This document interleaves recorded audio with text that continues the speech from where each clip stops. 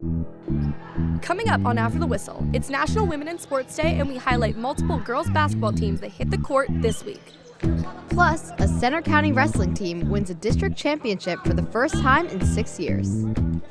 A new era of Penn State football has officially begun, and we have breaking news just seconds away.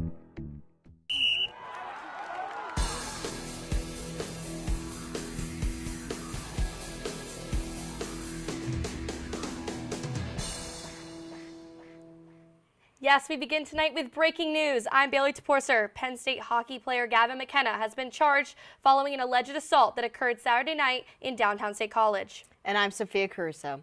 The freshman from Whitehorse, Yukon, Canada, was arrested by State College police and faces 4 charges. They include felony, aggravated assault, misdemeanor assault, harassment, and disorderly conduct engaged in fighting. He is awaiting a preliminary hearing. McKenna is projected to be the top pick in the NHL draft this year. Shifting to the hardwood on Monday, the State College Lady Little Lions snagged their 3rd straight victory, defeating Williamsport at home. During this game, State College celebrated National Women in Sports Day and hosted their elementary night before the opening tip. We're going to fast forward to the second quarter off the rebound into Sienna Wilson, going coast to coast for the layup, adding more to the big Lady Little Lions lead. Now moving on to the second half, where Jalen Helmrich receives the pass in the post and hits the turnaround floater, attempting to give Williamsport some life, down 20. State College capped off their scoring with Cherie Wilson driving and hop-stepping to the lane for the layup, putting the icing on the cake for the Lady Little Lions. State College would come out on top with a 40-28 win over Williamsport. Sienna Wilson put up 23 points to help score the victory. Our Julia Noelani was at the game. On Monday night, the Little Lady Lions faced the Millionaires and came out on top. However, this game meant more. Tonight, the Lady Lions were playing against the Williamsport Millionaires. However, tonight was more than just a game. Tonight was also National Women and Girls in Sports Night, and it was the first ever one that State College has ever held here in this gym. It started out with the team inviting 5 young girls to stand with them for the national anthem, and they were part of the starting lineups. Junior Sienna Wilson was the leading scorer in the win, and says to her, it means a lot to play in front of the young girls. It's like leading by example and showing them, what it's like to be on a girls' team, knowing that they're girls as well and what they could potentially become one day. At the end of the first quarter, all of the high school's female athletes were recognized on the court. And to make the night more special, the team is also one of the only in the conference that has a female head coach leading their team. We go into our Mid-Penn League in our district, and there's not a lot of female coaches. It's a very male-dominated field, so to be one of the few, it's exciting. Freshman Elise Bechtel had some key threes in the game and says she loves being able to inspire the young girls who want to be like her in the future. Have strength and have courage and don't let anything pull you back. Just keep going. Needless to say, this new tradition was a major success and was enjoyed by everybody. For After the Whistle, I'm Julie Noelani. It'll be exciting to see how this tradition grows for the Lady Little Lions in years to come. Today, we give a big shout out to all of our female reporters and staff members in honor of National Women in Sports Day. This is the 40th anniversary of the holiday, powered by the Women's Sports Foundation. The inaugural holiday was created in 1987 in remembrance of Olympic volleyball player Flo Hyman for her athletic achievements and dedication to promoting equality for women's sports. It was senior night in the Eagles' nest as Tyrone looked to spoil the fun. A heartwarming moment from Tyrone as they pass the ball around and get it to senior Elena Woomer, who is out for the season with an injury. Look at that camaraderie from the team there. Now on to the game. Central on defense. Madeline Benton makes a nice steal, takes it down the court for Central. She dishes it to Addison Long, who makes a quick jumper. Central trails 7-4. Another quick play from Central as Addie Imes puts her shoulder down and makes a strong drive for the layup. Great moves. Absolutely. And Tyrone back with the ball. It is Rylan Crowell on the rebound. Back out to Claire Lehman. Shot goes up and bang! With 2 minutes left in the first, Brielle Parker puts up a stop and a steal for Tyrone. Parker takes on the fast break and Crowell does the rest. Great moves there. The Golden Eagles would not stop there as they win 55-36. Just taking over that court. Absolutely, and the win bumps Tyrone to the 2 seed in the District 6 class 4A playoffs. Bellefonte headed to Bishop Guilfoyle on Monday night for a battle between one team with just 1 loss and another looking for their first win. Jumping right into the action, it's Gia Adams from beyond the arc hitting the big three to start the game strong for the Lady Marauders. Great move there. The Marauders put up a lot of points early. This one, another three from star point guard Leona Williams. A swift and easy shot for her. BG cheerleaders jumping for joy for their team. Love to see it. It wouldn't be until the second quarter, but Bellefonte would finally get on the board with this shot from Talia Cotter, giving the Red Raiders some momentum. The purple and gold would keep piling it on, and 15 players would add to their point total. Lola Wilson getting some playing time and a basket. Great move from her. The Marauders would keep their nearly perfect season, going with the 66-10 win. Bellefonte has 2 more weeks to get their first win, while Bishop Guilfoyle hosts their final home game on Saturday. Coming up next, we'll take a look at District 6 3A Wrestling Championships. Plus, exciting news for a certain Bishop Guilfoyle football player.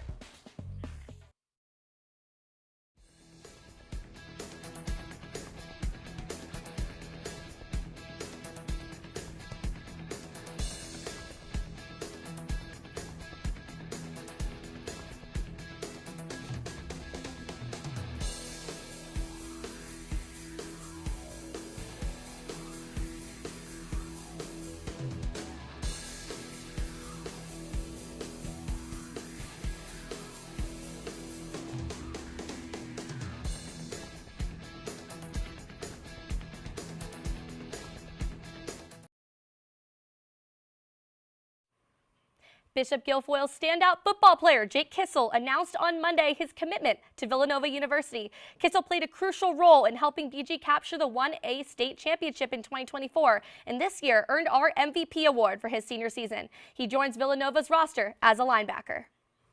For the first time in 25 years, the State College boys wrestling team is in the state quarterfinals this Friday night.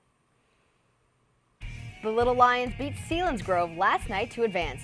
They haven't been to the quarterfinals since 2001, where they lost in the finals to Easton. They'll face Franklin Regional on Friday at 7 p.m. in Johnstown.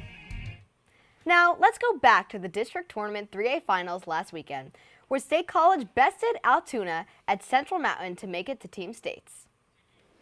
Jason Nickel giving a pep talk and getting his wrestler ready for the match. We jump to 160 pounds, where State High's James Whitbread goes low against Philip Sarbo, wraps around and gets the takedown on the edge of the mat on his way to a tech ball, hyping up the crowd and making it 8-4 State High. Moving to 189 pounds, Teague Sanderson has Ty Keir Davis locked up in the cradle, and with a quick rock and roll to get back points, Sanderson secures the 19-2 tech ball in about 4 minutes to make the team score 13-9. Insane moves from him. I couldn't do that. Now to 107 pounds, Altoona's Dominic Picciotti gets a half Nelson and pulls Camden Fletcher over onto his back for the quick pin in under a minute for 16 points to make the score 25-15.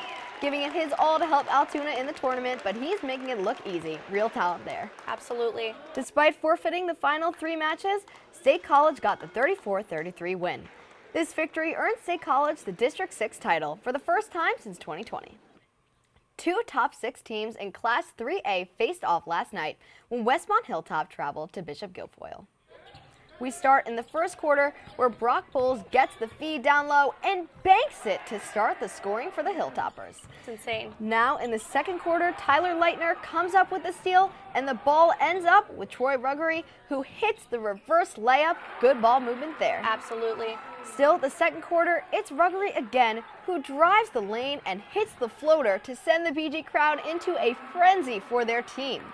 So much support. Halfway through the third, and Westmont Hilltop gets the seal, and Jack Westner goes coast to coast to give the Hilltoppers the lead. The Marauders completed the comeback in the fourth quarter, winning the game 66-57. Bishop Guilfoyle improves to 15-3 as Westmont Hilltop drops to 14-3 and returns home tonight to face Chestnut Ridge. High school hockey takes it to Beaver Stadium. Altoona faced off against State College High School for the second time this season. Last time State College earned the win, so Altoona looked for revenge tonight. We enter the snow-filled Hockey Valley and jump straight into the action. Here in the second period, Altoona's Parker Morobelli feeds the puck to Hayden Hosgood for an easy goal.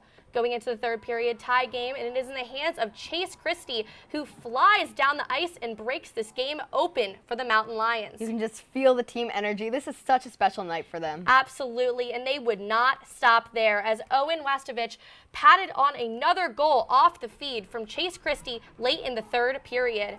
Altoona would shock the Little Lions, winning by a score of 7-4 in the Valley. State College drops to 11-3 and will play Greater Johnstown tomorrow night, while Altoona climbs to 4-9 and will meet State College yet again in their next game.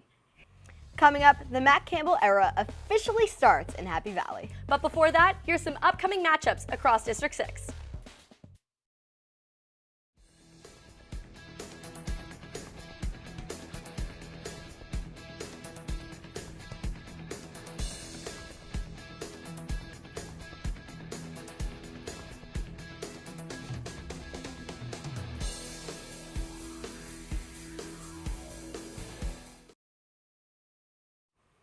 It's National Signing Day across the country, and here in Happy Valley, big change is underway.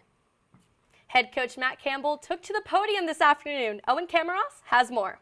We sit in the proudest football tradition in all of college football. Do we understand that it's about those that came before us? Matt Campbell comes to Happy Valley after 10 seasons with Iowa State, where he posted a 72-55 record. Now with the task of rebuilding a program with 2 new coordinators and over 50 new players, Campbell has his work cut out for him. There's probably some areas that you wish you didn't have to deal with, and then there's probably some other areas you're really grateful that you had the ability to deal the way we were able to deal with. One thing Campbell and offensive coordinator Taylor Mauser don't have to worry about is their quarterback.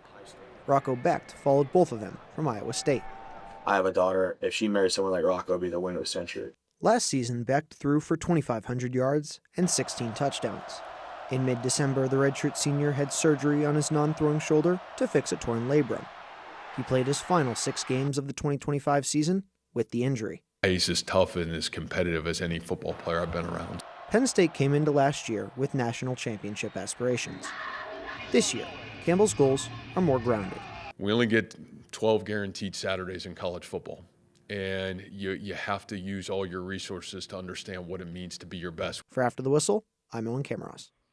The new head coach was also seen at Beaver on Saturday, attending the first ever Beaver Stadium Hockey Classic. Our reporter Brahman Leiber reports. Having opened its doors in 1960 and currently under renovation, Beaver Stadium has hosted multiple games, athletes, and notable artists. However, nearly 70 years later, it's trading its grass for ice, hosting its first ever hockey game. Penn State hockey took over the stadium for its first ever outdoor games, hosting 5 total, including high school, club, and D1 games. We love the hockey team. We're 100% behind the Penn State hockey team.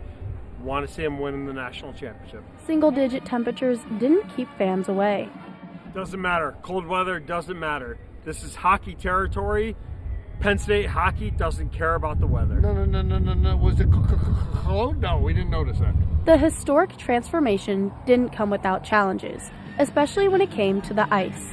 When it affected the way that we were able to make cutbacks and drive the net a little bit, that affected our game. We just kind of had to simplify our game a little bit more.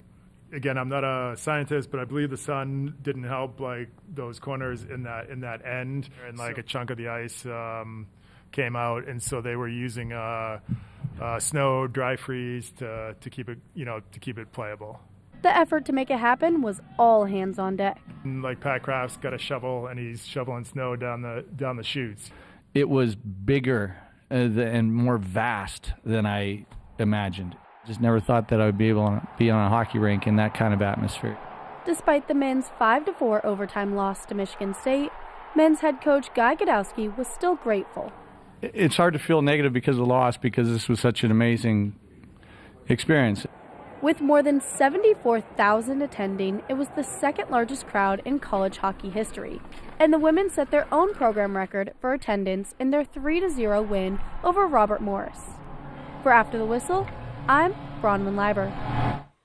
Penn State's men's basketball team hosted Minnesota on Sunday, looking for their first Big Ten win of the year. As always, Penn State puts on a great pregame show to hype everyone up. We start in the second half where some beautiful ball movement by the Golden Gophers sets up Bobby Durkin with an open three, and he connects to cut the lead down to 2. Great moves from him. Absolutely. Now with under a minute to go, Caden Mingo drives in and finishes the reverse layup to get Penn State's lead back to 3. You can hear the crowd going wild. Now with 6 seconds to go in a tie game, Mingo gets tied up, spins, steps through, gets the layup to go give Penn State a 2-point lead. The Nittany Lions come out on top with their first conference win. Penn State moves to 10-12, led by Freddie DeLeon's 25 points. They travel to Ann Arbor tomorrow to face Michigan. Friday, number 1 ranked Penn State Wrestling hosted a Bryce Jordan Center duel against number 6 Nebraska. New head football coach Matt Campbell and athletic director Pat Kraft were present that night. Now to 141 pounds, Nebraska's Brock Hardy gets the crotch lock into the near side cradle on Braden Davis for the pin. But a kick from Davis loses the team's point for unsportsmanlike conduct, making it a 7-6 state.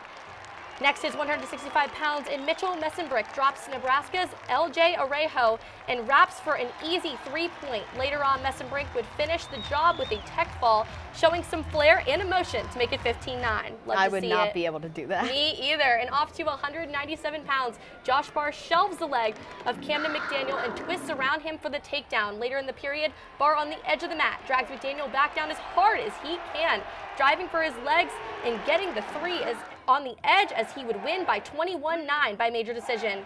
Penn State wins the top 10 duel 26-12. Penn State keeps a perfect record and will go on to Michigan on Friday. It was a packed week in Center County.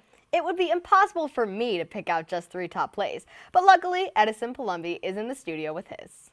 Thanks, guys. We've covered a lot of different sports throughout this week, but we really have 3 plays that stand out. We start off at Beaver Stadium where McKenna Walsh sends it to Shelby Shane and gets it right back, fires it into the back of the net for the first Penn State hockey goal at Beaver Stadium to give the Nittany Lions a 1-0 lead. Now at number 2, we're going to stay at Beaver Stadium but go down to high school hockey this time. Parker Mirabelli dekes his defender to the ice, swings it to Hayden Hosgood for the goal in Altoona's eventual victory over State College. And now our number 1 play is courtesy of Penn State men's basketball as Caden Mingo drives in, finds some room to get a shot off with the left hand, and gets it to fall with 1.4 seconds to go. Penn State would then steal the inbound to clinch a 77-75 win, which was their first of the Big Ten season. It was a talent-packed week, but those are our top 3 plays of that week. Now back to you guys at the desk. That's all for this week's show. Tune in next week for more coverage on District 6 and Penn State sports. I'm Sophia Caruso. And I'm Bailey Sporcer. For more updates on our show and coverage of games, follow us on X, Instagram, and TikTok at ATWPSU. And check out the Penn State Student Media website. We'll see you next week right here on After the Whistle. And Bailey, I don't know.